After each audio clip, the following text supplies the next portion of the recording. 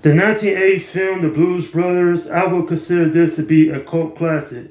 There are so many things that I like about this one. It's funny, it's entertaining, it has a great story, and quite frankly, even more than 4 decades later, this still holds up pretty well in my opinion.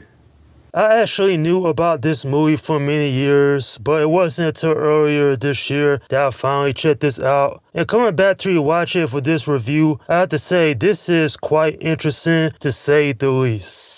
So basically, the story is a tale of redemption, not only for parole convict Jake, but also his brother Elwood. The two set out on a mission from God in order to stop the foreclosure of a Roman Catholic orphanage that they grew up in. In order to do so, they get the band back together, and they also must organize a performance where they can get $5,000 in order to pay the orphanage property tax bill. Along the way, they are targeted by neo-Nazis, a mystery woman, a country and western band, and they also are relentlessly pursued by the police. I have to say this is a great spin-off from the history of Saturday Night Live because growing up, I remember hearing about the Blues Brothers musical sketches from that TV show. So the mere fact that both John Landis and Dan Aykroyd had written the script, there's a lot of memorable moments throughout the film. Even though the runtime I feel is a little excessive and some characters don't get great character development, this is overall an enjoyable movie experience. It's not perfect, but at least it's not awful either.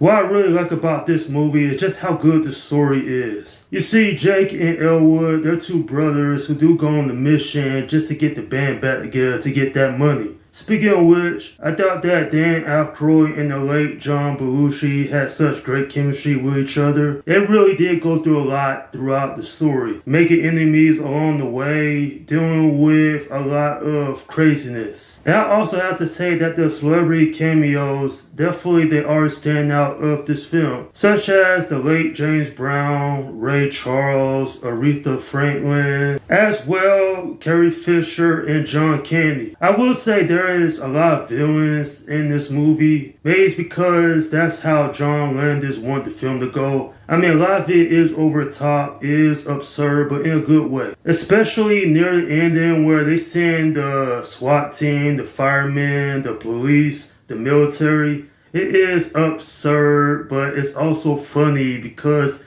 they sent all those people after the Blues Brothers, where they're treating them as hardcore criminals, but like I said, that's how John Landis wanted the story to go. Now, I also have to point out that the late Cab Calloway definitely did a great job in the role of Curtis, especially in their end where he performs Minnie the Moocher, just stalling as the Blues Brothers are on the way to the performance. I also really like the music in this. It's great. Especially at one part in the film where a band is performing at a country club. I thought that was one of the most entertaining parts of the film. Now, I do know that this did get a sequel, but I did hear it's pretty awful, so I'm probably never going to check it out. Nonetheless, though, the legacy of this movie speaks for itself, and people are still talking about this even all of these years later.